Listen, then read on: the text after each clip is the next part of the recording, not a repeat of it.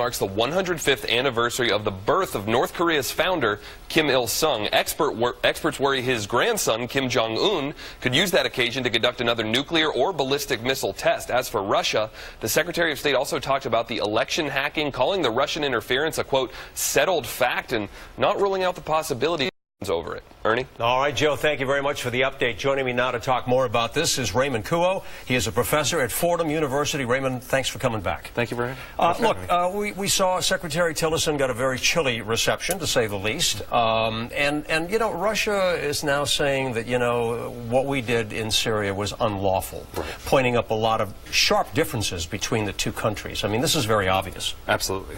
And unfortunately, you know, the entire dynamic is being driven by domestic political incentives. For Assad, you know, this is do or die. He has to win the civil war or he'll be executed.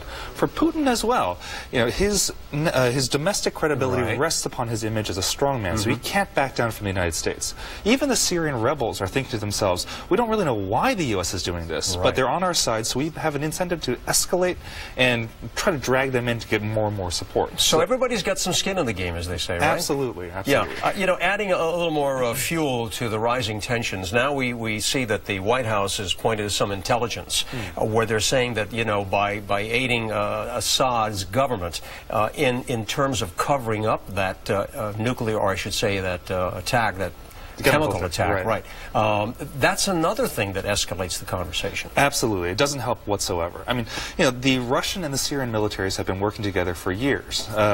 The Russians are responsible for removing the chemical weapons from Syria, and Al-Shayrat, the air base where the Syrians launched the chemical attack from, it houses Russian troops. So, you know, this whole incident destroys Russia's credibility. Putin can't be seen as an honest broker.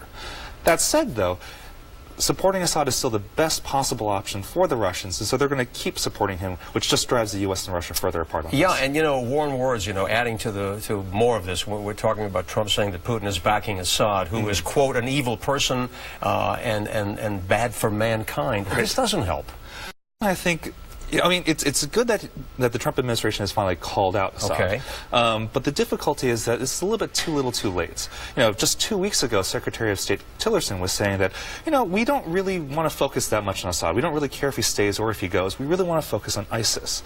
And this is in marked contrast to the Obama administration, which said any solution in Syria has to have Assad going. So put yourself in Assad's shoes. Right? You are fighting a civil war which you have to win. You have a stockpile of chemical weapons that nobody knows about, and you have a good opportunity to use them.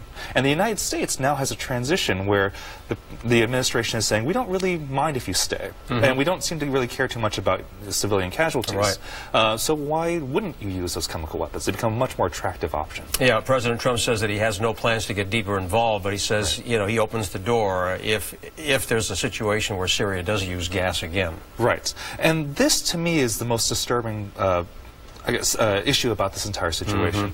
That for effective deterrence, you need two things: clarity about where the red lines are, and clarity about what the punishment you will inflict if those lines are crossed. Unfortunately, we have ambiguity on both these issues. You know, is it chemical weapon usage, as Secretary of Defense Mattis says? Is it the use of barrel bombs, as Sean Spicer has said?